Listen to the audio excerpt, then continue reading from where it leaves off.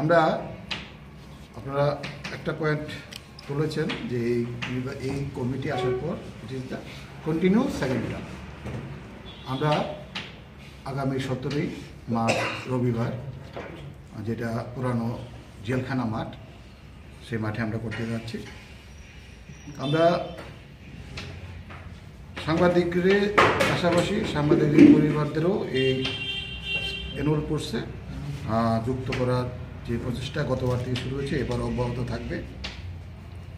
আমরা এবছর মোট প্রতিটি ইভেন্টে আমরা এই বার্ষিক ক্রীড়া প্রতিযোগিতা করতে যাচ্ছি।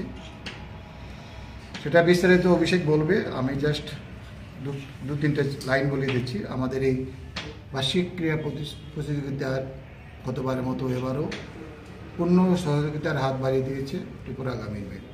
আমরা প্রেস ক্লাবের পক্ষ থেকে এবং আমাদের প্রেস ক্লাবের স্পোর্টস কমিটির পক্ষ থেকে গ্রামীণ ব্যাংকের কর্তৃপক্ষকে আমাদের পক্ষ থেকে অভিনন্দন শুভেচ্ছা। পাশাপাশি Tripura youth and sports affairs, যেটা যুব কল্যাণ ও ক্রীড়া দপ্তর, ওদের বিভিন্ন উইংসের যারা আছেন, আমরা তাদের সাহায্য সহযোগিতা কামনা করেছি।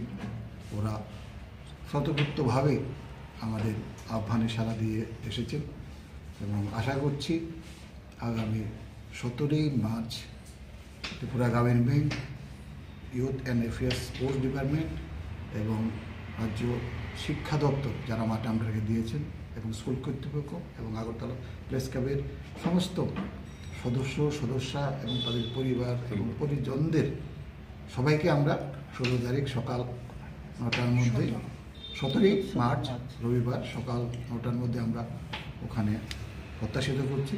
আমরা সকালে নির্ধারিত যা প্রাতরাশ বা ব্রেকফাস্ট থাকবে, দুপুরে মধ্যাহ্নভোজন থাকবে, মোট কী কী ইভেন্ট এবং কী কী আমরা করতে যাচ্ছি এবং টোটাল বিষয়টা আমি